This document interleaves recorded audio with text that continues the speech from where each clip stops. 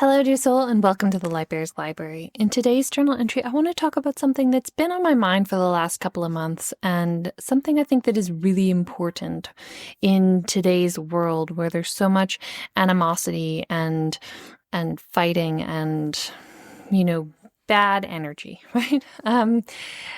It's important because I think our world, we can very easily get off track if we're engaging in what I want to call right and wrong thinking, that we are constantly thinking that other people are wrong and that we have the right perspective or the right thinking around something, and that we are not willing to engage with other ways of seeing the world and other ways of thinking about things, that considering and being sort of the ideal of humility, of being open to thinking that we're wrong about something. So how I got to thinking about this today was reading this book called The Darkening Age, The Christian Destruction of the Classical World by Catherine Nixie. And in it, I'll just read you what I read this morning, and then I'll talk about it. She said, "There is little evidence that Christians intentionally destroyed entire libraries. The damage that Christianity inflicted on books was achieved by subtler, but no less effective, means of censorship, intellectual hostility, and pure fear. The existence of a sacred text, it was argued, demanded this.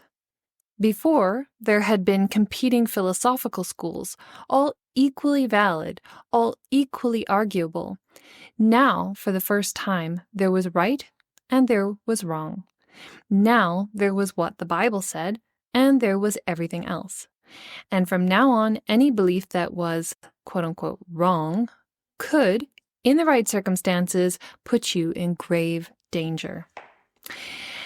And I think this was clarifying for me because it really helped me to see the water that we live in.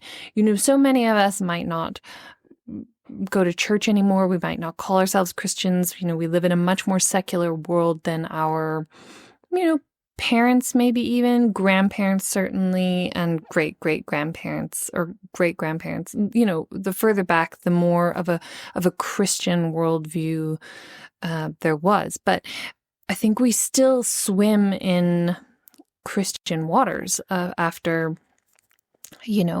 almost 2,000 years. It's certainly difficult to see the water that we swim in, and this helps me to understand what it is. It's like this thinking of right versus wrong, like that there's orthodoxy, and then there's heresy.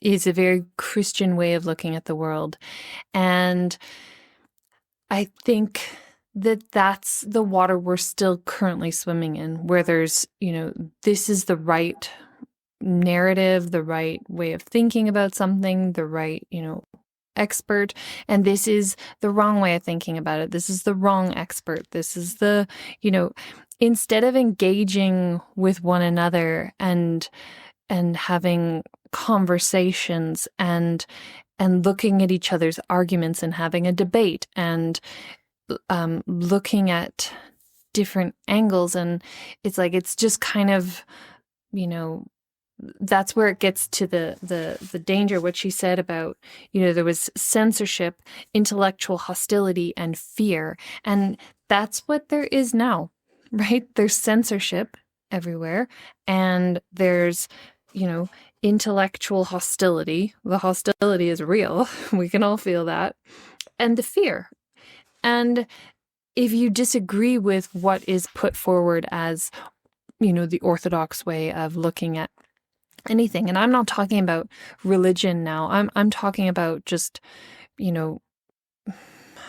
news events, politics, anything, pick a topic, but it seems that there's just this, hardening around, this is the right way.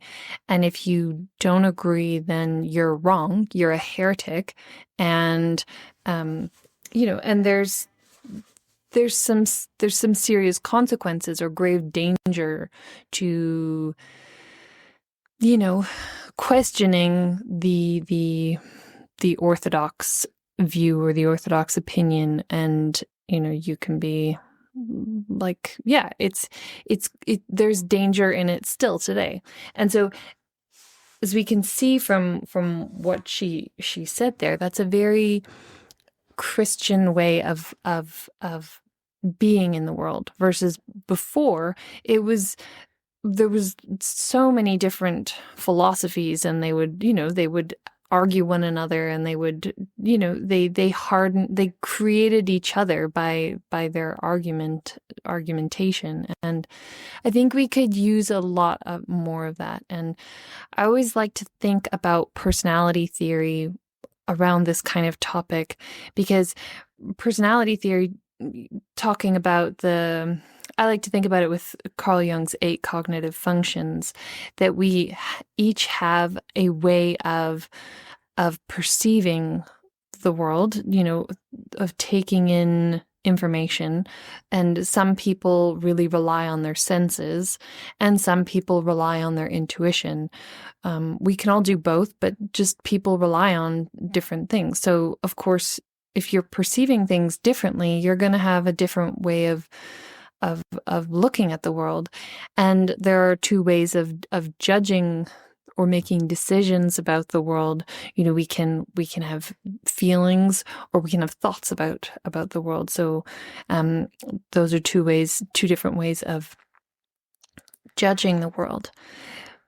But if we, with our own personality, think that we're in the right, and we are the ones that can tell the truth, it's like, well, it's just not true, because there are other ways of perceiving things and other ways of judging the world or making decisions about, what information we've perceived. And I think that means that we're going to be wrong about some things, or we're going to have a perspective that's right for us, maybe, and a right way of living and acting for us that's not going to be right for other people.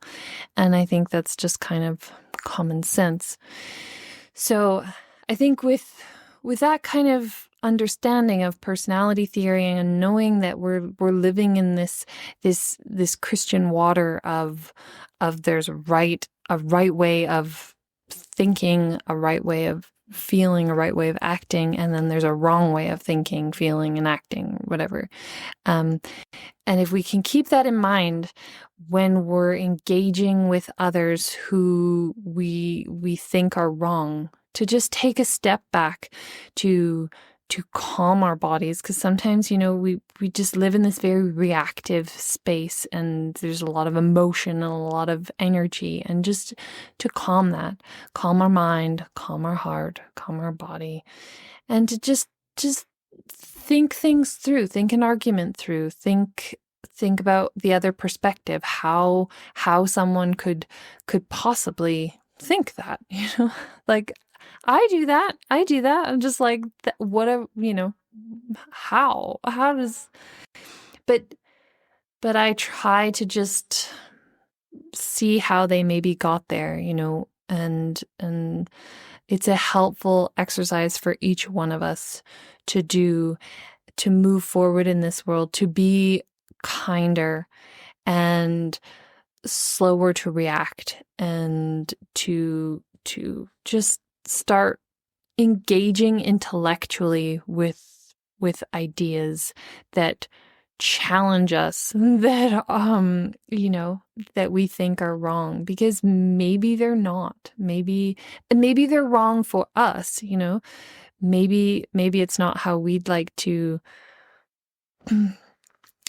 live our lives, or whatever. If we're talking about, like, everybody should be a minimalist, this is the right way to live, everyone should be a minimalist. It's like, well, maybe that's not right for everyone. Everyone should be a hermit in the woods. It's like, well, clearly that's not going to be right for everyone, right? Like, so I think it's time to start questioning our own thinking and our own thoughts and seeing where we might actually be wrong about something so we can be less reactive. Anyway, that's what I've been thinking about today, just kind of trying to see the water that we're swimming in and to just being more kind. More kind. Anyway, if this has been helpful for you, give me a thumbs up. If you are brave and have some thoughts that you'd like to share with me in the comments, I'd love to hear them. I'd love to engage in kind, respectful conversation. And I would also love it if you would subscribe to the Lightbearers Library, where I love to talk about what it is to be human, what it is to think, what it is to feel, and all the things about being human. Okay. Well, I wish you many, many blessings. Signing off for today. XOXO, Kate.